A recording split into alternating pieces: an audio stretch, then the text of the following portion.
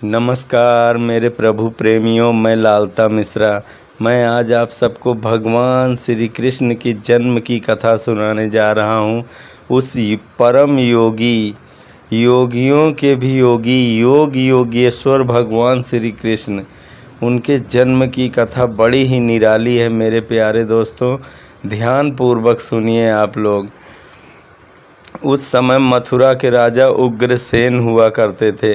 बहुत ही दयालु और धर्मात्मा राजा थे और उनका बेटा वहीं पे कंस था, बहुत ही अत्याचारी। एक दिन क्या हुआ, धोखे से महाराज उग्रसेन को बंदी बना के उस कारागृह में ले जाके डलवा दिया और बोला, हमारी उम्र निकलती जा रही है और हमें कब राजा बनाओगे? तुम बूढ़े हो गए, मरने तक तुम ही बैठे रहोगे क्या राजगद्दी पे? अपने पिता को ही बंदी बना के कारागृह में डलवा दिया और खुद जाके राजगद्दी पे बैठ गया। ज़बरदस्ती पूरा राज्य कब्जा लिया कंस ने और खुद राजा बन बैठा। पूरी प्रजा में आक्रोश मच गया कि ये कैसा राजा बन बैठा, जो अपने बाप का नहीं हुआ वो प्रजा का क्या होगा। प्रजा ने उसे उतार फेंकने के लिए सोचने लगी। तभी कंस ने अपने सभी मंत्रियों को बुला के सोचा कि किस प्रकार से प्रजा में हमारी छवि ठीक हो। मंत्रियों ने सलाह दिया, महाराज कुछ अच्छे अच्छे काम करो, दो चार, प्रजा तो भूल जाएगी आपके अच्छे कामों के आगे। कंस को भी अब बात अच्छी लगी। उसने अपने चचेरी बहन का विवाह करने के लिए ठान लिया कि अपनी चचेरी बहन का विवाह करूंगा खूब धूमधाम से। उसने पूरे मथुरा को दुल्हन की तरह सजा दिया। अब जब पूरे मथुरा वासियों को पता चला कि कंस अपनी चचेरी बहन का विवाह कर रहा है इतने धूमधाम से, तो प्रजा में उसके लिए माहौल बहुत अच्छा होने लगा। लोग उसके प्रति अच्छा सोचने लगे कि बेशक बाहर से ये कड़क होगा लेकिन भीतर से बहुत ही नरम दिखाई पड़ रहा है। हमारे महाराज बहुत ही भीतर से उदार और दयालु हैं। देखो कैसे अपनी चचेरी बहन का इस प्रकार से विवाह कर रहे हैं। ऐसे तो कोई अपनी सगी बहन के विवाह में भी नहीं करेगा। लोगों के प्रति उसका प्रेम बढ़ गया।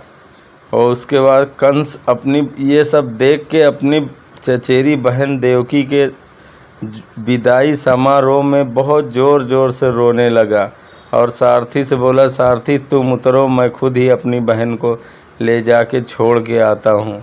ये सब दृश्य देख के वहाँ की जनता तो भावुक होने लगी। लोग रोने लगे कंस का नाटक देख के। लेकिन देवताओं को ये बात हजम नहीं हुई। उन्होंने सोचा ये तो इसका चेहरा लाना ही पड़ेगा दुनिया के सामने।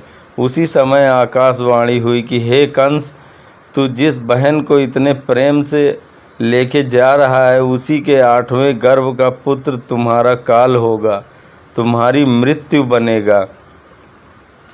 जब आकाशवाणी ने ये कहा, कंस ने सुना तो तुरंत रथ पर से कूद गया और अपनी चचेरी बहन देवकी का केस पकड़ के तलवार निकाल के उसे मारने को हुआ कि मैं इसे जिंदा नहीं छोड़ूंगा।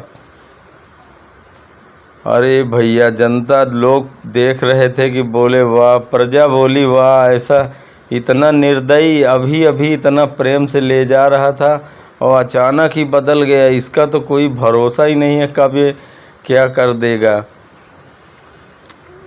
तो भैया उस वासुदेव ने पकड़ लिया। वसुदेव बोले, महाराज आकाशवाणी ने कहा है कि इसके 8वें गर्भ से तुमको खतरा है ना, मैं इसके एक एक बच्चे आपको ले जाके देता रहूँगा, आप जो चाहे वो करना। पर ये तो आपकी इतनी प्यारी बहन है। लोग शादी में बहन को विदा करते हैं, आशीर्वाद देते हैं, और स्त्री के ऊपर तो वैसे भी हथियार उठाना उचित नहीं है। और मारो मत, मैं वचन देता हूँ इसके सभी पुत्रों को तुम्हें लाके देता रहूँगा। पर कंस ने कहा, एक शर्त पे तुमको हमारे यहाँ बंदी बन के रहना पड़ेगा। वसुदेव अपने पत्नी की रक्षा के लिए बंदी बनना स्वीकार कर लिया और बंदी बन के उसके घर पे रहे। कारागृह में जब पहला पुत्र हुआ तो ले जाके दे दिया कंस को। कंस ने कहा नहीं ले जाओ, मुझे 8वें पुत्र से खतरा है ना, तो मैं उसे ही मारूंगा। तभी वहाँ पे नारद जी प्रकट हुए। नारद जी के हाथ में एक गुलाब का फूल था। कंस को ले जाके समझाया कि ये बताओ राजन, इसमें से 8वीं पंखुड़ी कौन सी है।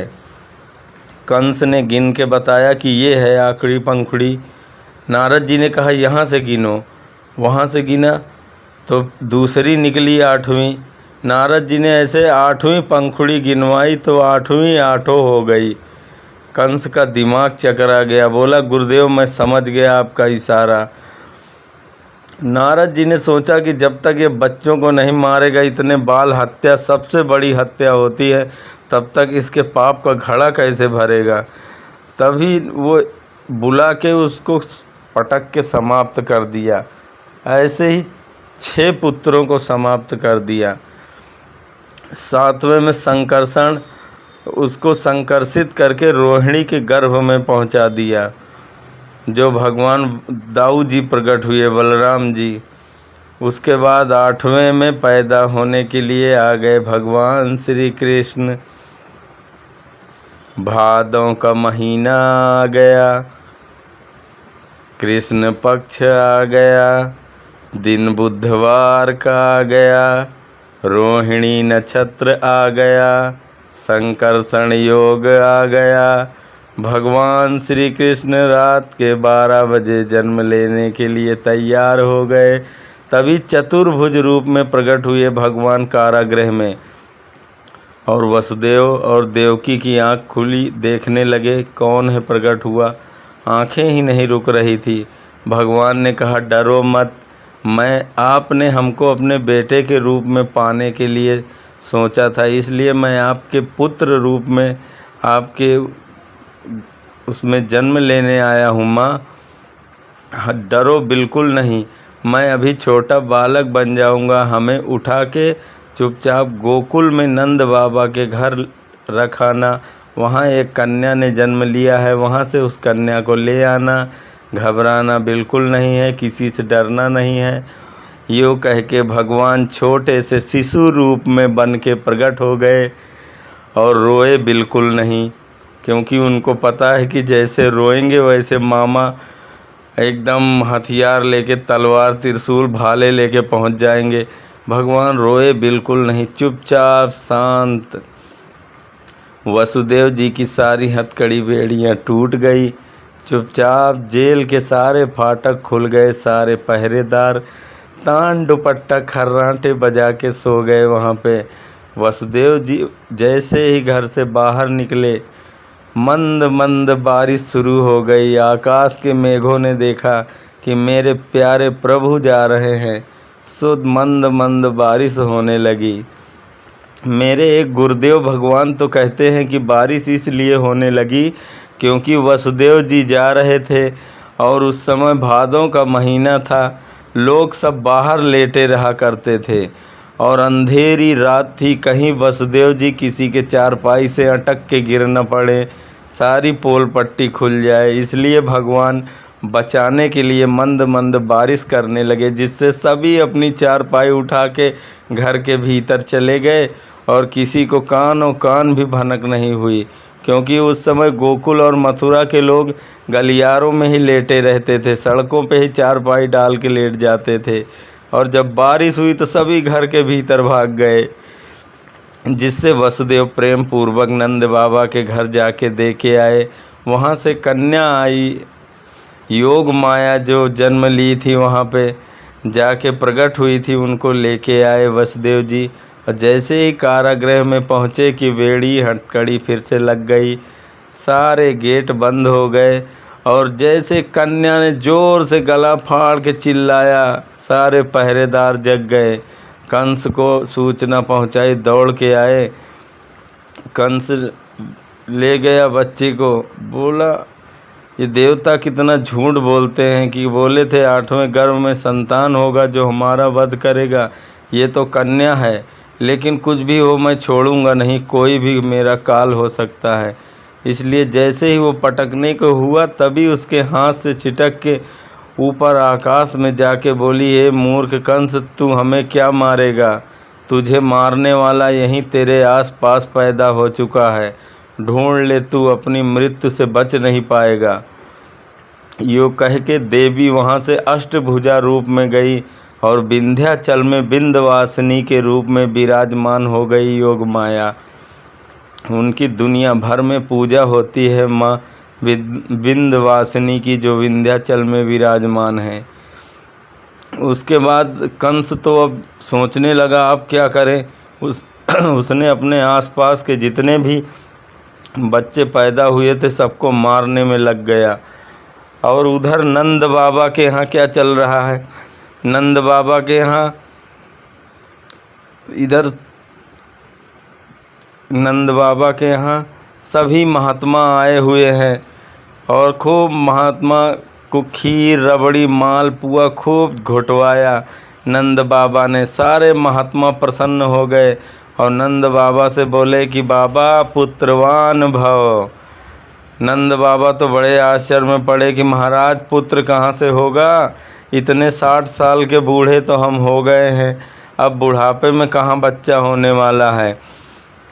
पर महात्मा बोले कि अब पता नहीं कैसे मेरे मुख से निकल गया आशीर्वाद, अब आशीर्वाद निकल गया तो पुत्र तो ज़रूर होगा बाबा, भगवान की कृपा हुई तभी ये हुआ। नंद बाबा बोले फिर तो महाराज अब चिंता मत करो, रोज़ यहीं रबड़ी मालपुआ घुटेगा, क्योंकि आप सबके आशीर्वाद से 9 लाख गैयाँ हैं हमारे पास, दूध दही मट्ठे की कोई चिंता नहीं है बाबा, यहीं रहो और खूब आशीर्वाद दो। और उन संतों का प्रताप ये जगह कि उन नंद बाबा के यहाँ सभी धीरे धीरे कानों कान सबको खबर हो गई कि यशोदा मैया के लल्ला होने वाला है। सारे ब्रज में धूम मच गई, चारों तरफ बधाइयाँ ले लेके ग्वाल बाल और गोपियाँ आने लगे यशोदा मैया के पास। लाला के जन्म, अभी लाला का जन्म नहीं हुआ, सब पहले से ही ले लेके आने लगे, सारी तैयारियां चलने लगी। और नंद बाबा भी चले गए अपने बहन सुनंदा को बुलाने, 5-6 महीने पहले से ही बुला लाए सुनंदा को। अरे बहन सुनंदा, तू बुआ बनने वाली है बुढ़ापे में, चलो। अरे भाई सुनंदा भी नाचते कूदते पहुंच गई। और जिस दिन वसुदेव जी आए उस दिन किसी को कानों कान खबर भी नहीं हुई, कब वसुदेव जी आए कब अदला बदली करके चले गए किसी को कोई पता नहीं चला। जब सुबह सबसे पहले सुनंदा उठी, नंद बाबा की बहन है, सुनंदा ने उठ के देखा कि सारे दरवाजे खुले हुए हैं। बोली इन लोगों को तो कोई घर की चिंता ही नहीं है, सारे दरवाजे खुले पड़े हैं। सुनंदा ने जैसे ही झांक के देखा तो यशोदा मैया के बगल में एक नील मणि सा बालक लेटा हुआ है, इतना सुंदर। सुनंदा देख के प्रसन्न हो गई और दौड़ के जाके यशोदा मैया को जगाया कि भाभी लल्ला हो गए हो, लल्ला हो गए हो। नील मणि सा बालक देख के इतना सुंदर, उसके भीतर से तेज प्रकाशमान हो रहा था। अब तो सुनंदा भागती हुई नंद बाबा को ढूंढने लगी, अरे बाबा लल्ला भयो, बाबा लल्ला भयो। भगवान श्री कृष्ण के होने की खुशी में ब्रज में चारों तरफ नित्य नाच गाने गीत संगीत उमड़ पड़े। सभी ग्वाल बाल गोपियाँ खूब नाचने गाने लगे। मेरे प्यारे दोस्तों, और आगे कथा सुनने के लिए आप हमारे चैनल को सब्सक्राइब कर सकते हैं। हम फिर मिलेंगे अगले वीडियो में, तब तक के लिए जय श्री राधे कृष्ण।